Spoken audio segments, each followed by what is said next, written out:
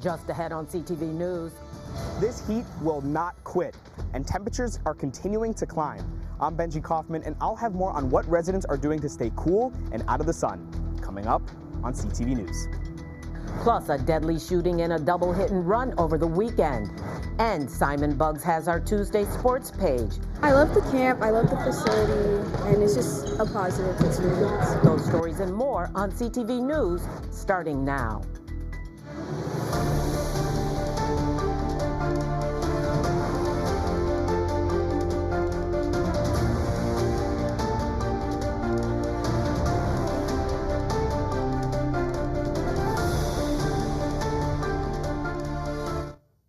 Good evening. This is CTV News for July 29th. I'm Katera Jones. And I'm Jonathan Hunter. Thanks for joining us.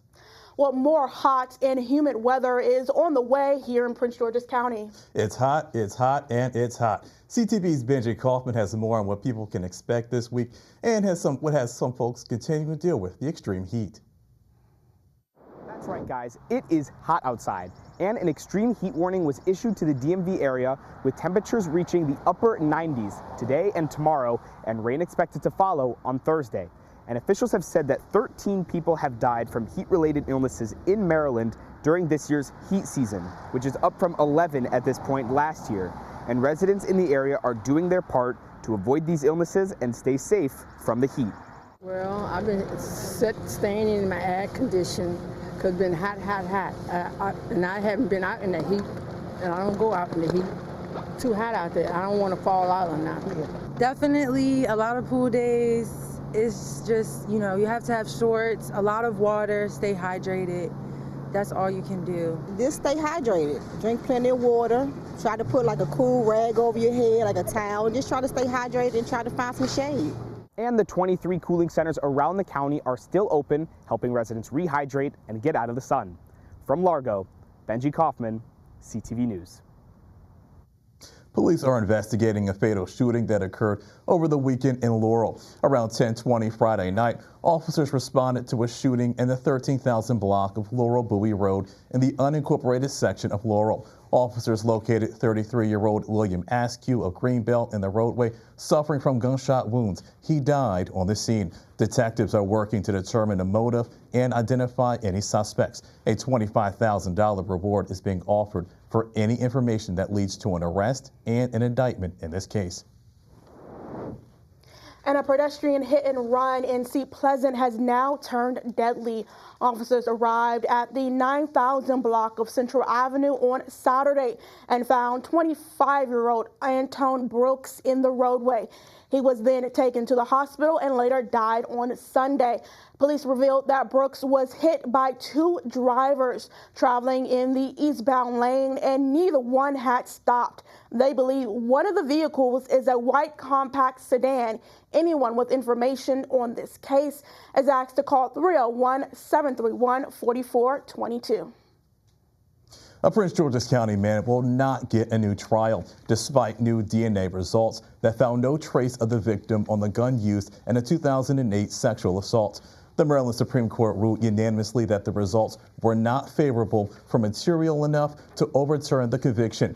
Travis Rashad Shepperson was sentenced to life in 2009 for first-degree sexual offense and armed robbery. Justices said the DNA test relates to rape count charges Shepperson was acquitted of and does not dispute other evidence that tied him to the crime. The court says granting a retrial would set a dangerous precedent. Governor Wes Moore is getting pushback from Republicans in the Maryland legislature as he tries to hire fired federal employees. According to reports, some Maryland House and Senate Republicans are opposed to the governor hiring displaced federal workers. Delegate Jason Bucket, a Republican from Allegheny County, says, quote, if his administration needs to essentially hire additional staff, whose job will it be to hire additional staff? That contradicts any notion about government efficiency. Reports show that since February, the state has hired 251 people across state agencies. However, only about 18 people were fired federal workers. The governor put in place a state hiring freeze in June. And 7 months after President Trump took office, Senator Chris Van Hollen gathered laid-off federal workers and their families today to talk about the harmful impact downsizing the federal government has had on the local economy.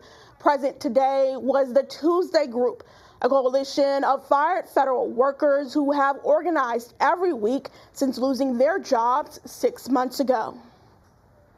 So I'm glad you're here again to remind our colleagues of the injustice that has been done to you, but also the injustice done to the American people by denying the American people the benefit of your work. And we've already seen the deadly consequences around the country of people not being on the job for the American people. I mean, we've seen it when it comes to emergency relief, both on the front end, where because of cuts to places like the National Weather Service, people have not been able to get the information they should, to the fact that over at FEMA, the Department of Homeland Security, the Secretary of Homeland Security, put in bureaucratic obstacles to prevent the delivery of assistance on time.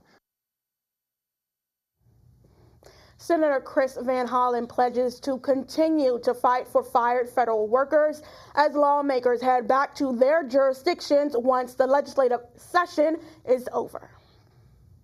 20 attorney generals, including Anthony Brown, are suing the Trump administration once again, this time over the USDA's demands for states to hand over SNAP recipients' sensitive data. The Trump administration made these demands in May of this year, requesting Social Security numbers and home addresses of recipients going back 5 years. SNAP recipients have long operated on an understanding that their information would not be used for unrelated purposes backed by federal and state law. Well, switching gears, a new report shows that ICE arrests have doubled since Donald Trump took back the Oval Office. According to Deportation Data Project, since the beginning of this year through June 26, ICE officers made more than 1,700 arrests in Maryland. To put things in perspective, that's an average of 9.8 arrests per day in Maryland. Now, these new numbers are a stark difference from 2024, which had more than 1,300 ICE arrests statewide. Reports also show that 40% of people detained by ICE do not have a criminal record, and about 45% of people that have been detained have been convicted of a crime. And you're watching CTV News. I'm Katera Jones. And I'm Jonathan Hunter. Still to come. Uncertainty over the future of the Commanders' home turf is causing an uproar in Congress. And after the break, hear what one D.C. council member has to say on the matter. Back in a moment.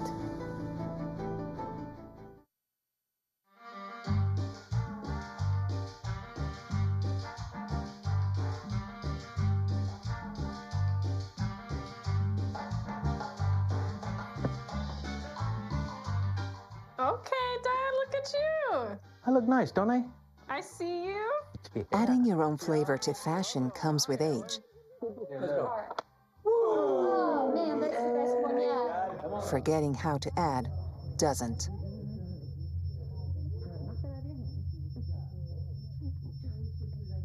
Finding it difficult to work with numbers may be a sign of Alzheimer's.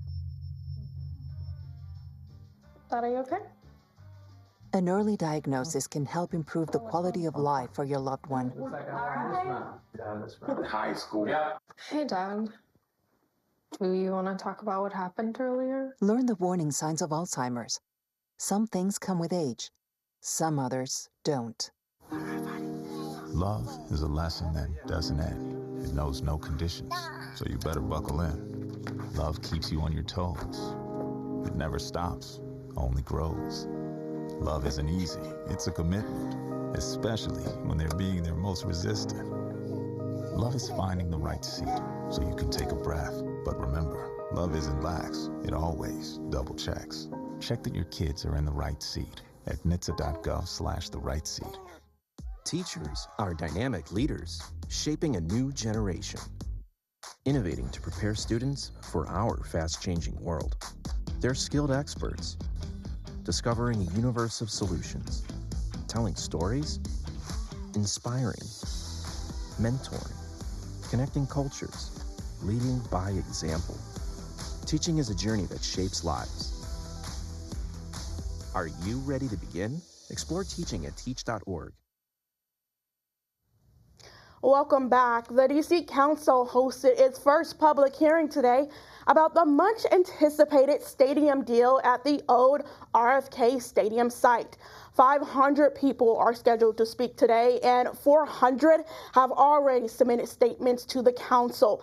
Council and ANC members opened the hearing expressing their praises and concerns, from parking to environmental impacts and so much more. As a proud native Washingtonian and lifelong sports fan, as well as a policymaker here at the council, I see this moment as much more than simply building a stadium.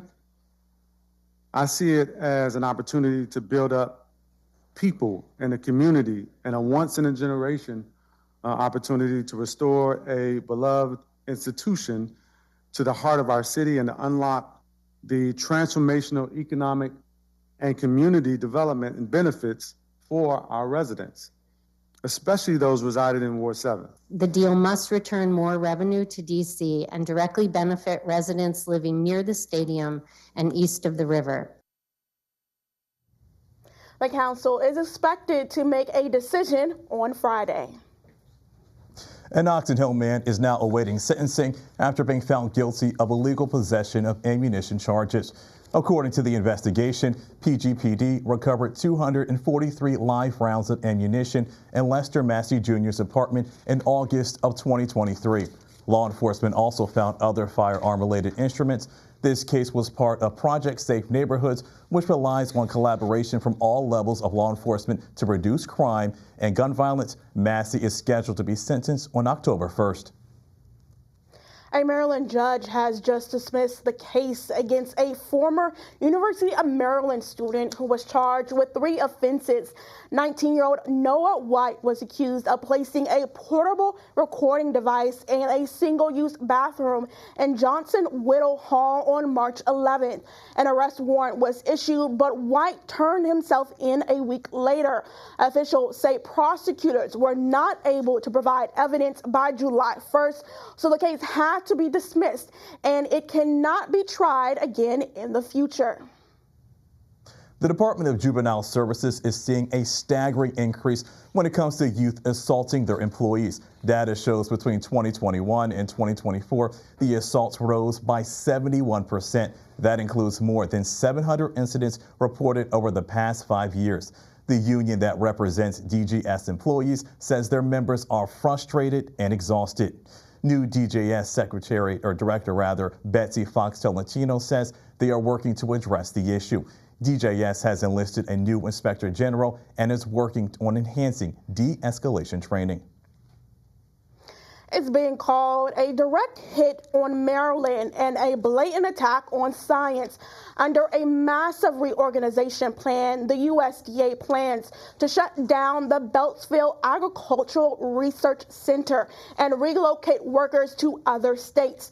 Founded in 1910, the center is home to more than 500 scientists and has long been a national leader in agriculture, nutrition, and climate research. State lawmakers say they're ready for a fight, pointing to a 1993 Maryland law that requires any sold federal land at Bark to be zoned as agricultural open space.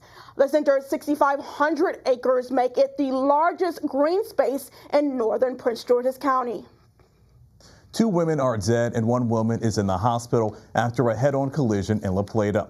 Police say this took place on Saturday evening on the 9900 block of Charles Street. Investigators believe 46-year-old Corey Jermaine Kane from District Heights was traveling eastbound on Charles Street when he crossed the center line and struck the car where the 3 women were riding in. Kane refused medical treatment and was taken into custody. Police say speed and alcohol were factors in the crash. The names of the victims are not being released at this time. Still to come on CTV News, chips, salsa, and other ingredients. If these are a few of your favorite things, a popular franchise has a new location here in the county. That story and more after the break. We are women first, but women with disabilities last. During a military exercise, we crashed and I broke my neck. When I was in the Air Force, an accident changed my life. I couldn't have imagined the injustices I would face. Every day, women like me go to the doctor for annual checkups for conditions like breast cancer. Early detection saved my life. But women with disabilities face a cruel reality: inaccessible medical facilities and equipment. In the 25 years since my injury, I have not seen a gynecologist. There's not one accessible OBGYN in my community. I found lumps in my breast. I went to a doctor's office I was told was accessible, but when I got there, I couldn't get through the front door. I don't know where I'd be today without access to testing. Our veterans deserve better. Help PVA fight for access at pva.org. If words were enough, I would help you bear your burden. I would watch each child of yours grow strong and true. Teach them to read and to write and to sing, so that their voices be forgotten nevermore. If words were enough, I would sate your hunger, and you would know you are my sister, my brother, my child. If words were enough. It's so hard to predict a sick kid who just keep getting sicker, but we needed to be together as a family. My family is my entire life. My family means the world to me. When we're together and we have support from Ronald McDonald House, we can be a little stronger. They provide food and a place to rest your head, and they will help you through every step. That's what gets you through every day when you don't know how else you're gonna make it. It makes you feel like you're not alone. Welcome back. The State Prescription Drug Affordability Board has determined 2 common medications used for type 2 diabetes are not affordable. The board approved 2 resolutions saying prescription drugs, Jardiance and Farxiga, likely pose an affordability challenge. Many healthcare advocates are calling this a win. The Maryland Healthcare for All Coalition commended their board for their decision, while opponents of the measure say while patients may pay less, it could create savings for the state. A new U.S. News World Report ranks the best hospitals, and the number 1 in Maryland is Johns Hopkins Hospital in Baltimore. The hospital was also added to the U.S. News Honor Roll, recognizing the 20 medical centers nationwide. The 2025 to 2026 report evaluated nearly 4,500 hospitals based on their performance in medical and surgical services. Coming in the number 2 spot was the UMD St. Joseph Medical Center in Towson. And it was a happy day for farmers on Monday as Governor Wes Moore signed an executive order that gives them more opportunities. Moore's new order promotes Maryland's agricultural industry and expands farmers' opportunities for economic growth. The bill aims to foster collaboration between state and local agencies to address issues like soil health and food production. The order also doubles the size of the commission by bringing in 6 more agencies to produce regulations and emphasize the importance of Maryland farmers. A popular restaurant chain known for its Mexican-style cuisine opens in Upper Marlboro today. Chipotle Mexican Grill opened a new location on the 10,000 block of Campus Way South. This restaurant will include a Chipotle lane, which is the company's drive-through pickup lane. Customers that come in can build their own burrito, a bowl with the meat of their choosing and toppings the brand is known for. I got, double chicken and a high protein bowl. I really like coming here. It's really nice. Like the people, they just smile at you and they kind of make my day. I like it because it's not far from where I live from, so I could just walk here or go in the drive-thru. The Chipotle is open every day from 10:45 a.m. until 10 p.m. And don't move, Simon Buggs is here with our Tuesday Sports page. What's going on, Simon?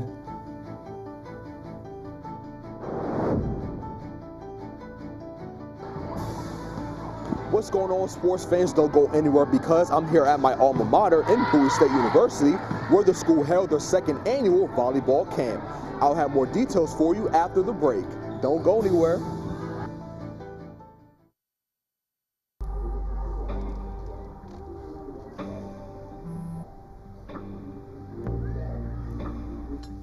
I don't know why you're so sad. You've got a roof over your head. Bro, you gotta stop with that depression stuff. Escúchame, en esta casa los hombres no lloran.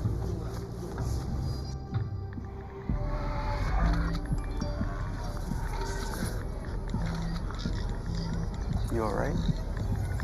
It just feels like it's coming from everywhere. Do you want to talk about it? Thanks for hearing me out, bro. Appreciate it. You can talk to me if you're feeling sad. Whenever you need to talk, I'm here, okay?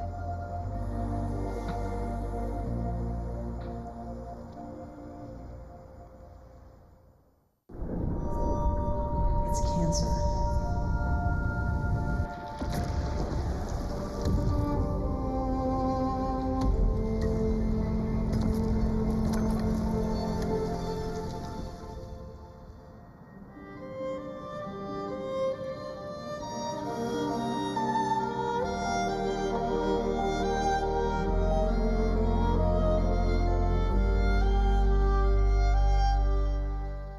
My opponent is completely disregarding almost half of my arguments which I responded to. Communities must step up. Laws and alone protest cannot against this stop the normalizing. bullet. Well, I completely disagree. Point of inquiry, do you guys even realize that the #1 killer of children and teens are gun injuries? You're probably starting to realize now, this is not a debate.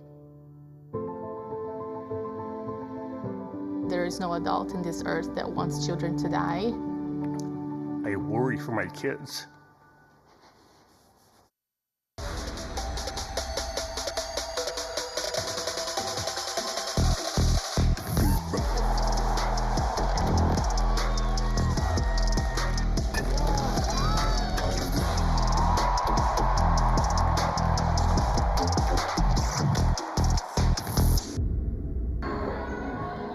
All right, everyone, are you ready? Because your Tuesday sports page is here.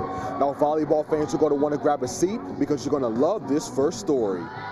It was an exciting day for local athletes as Bowie State University and Nike partnered to host a volleyball camp. Players of all positions came to AC Jordan Arena to learn from current Lady Bulldogs head volleyball coach Edward Portier, as well as players from the school's team.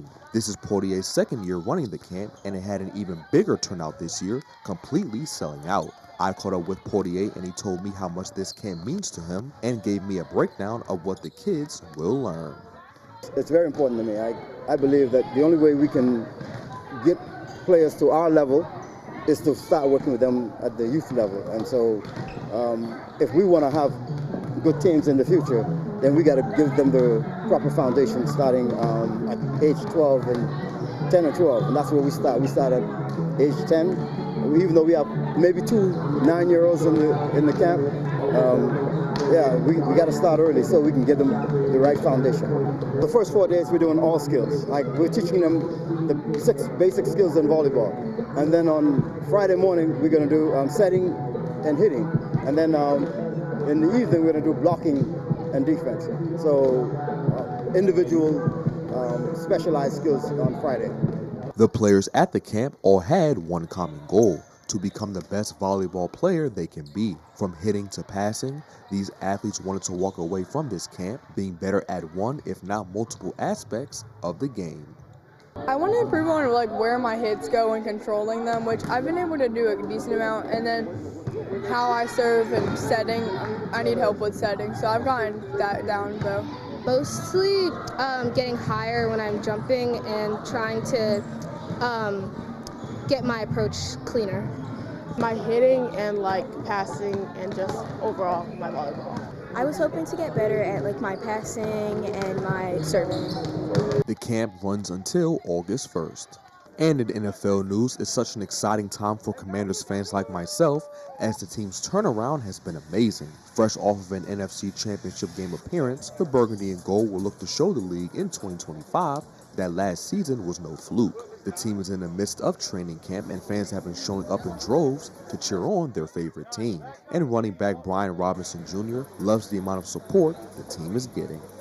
Well, it definitely makes me excited and kind of get me pumped up for the season. I know it's still early on in camp, but, it's always exciting to have them out here and, bringing that energy. And I was also here when there wasn't any fans here, cheering our names and, supporting us. And, to see all these fans come out now and support, it's amazing to see. And that wraps up your Tuesday sports page. From Bowie State, Simon Buggs, CTV Sports. Thanks, Simon. Now let's get a look at our 3-day weather forecast. Tonight will be partly cloudy and we'll have some light winds. Tomorrow it's going to be so hot, 97 degrees to be exact, so you want to make sure you're drinking lots of water. Thursday it will be 90 degrees, but also we'll get some showers to cool us down around 2 p.m. Friday we get another day of rain. We'll have a high of 77 and a low of 65. And for our community calendar, are you interested in a career in law enforcement? Tomorrow afternoon, the Bowie Police Department is hosting a recruitment event. Come meet members of the team and explore opportunities at the Huntington Community Center. This event takes place from 6 to 8 p.m. For more information, contact 240-544-5700. And for those of you who haven't noticed, we have a new face here at CTV. Jonathan, can you please introduce yourself to our viewers? Hello, viewers. I'm Jonathan Hunter, a veteran news reporter and anchor. I'm excited to be here. Maryland native. My mom is actually from Northeast DC, so I have a lot of residents that live in PG County. Okay. So I'm excited to be here and work with the talented people like yourself. Oh, great. And since you are a Maryland native, I'm a Maryland native, do you have a favorite football team? Because we have two right now in the state of Maryland.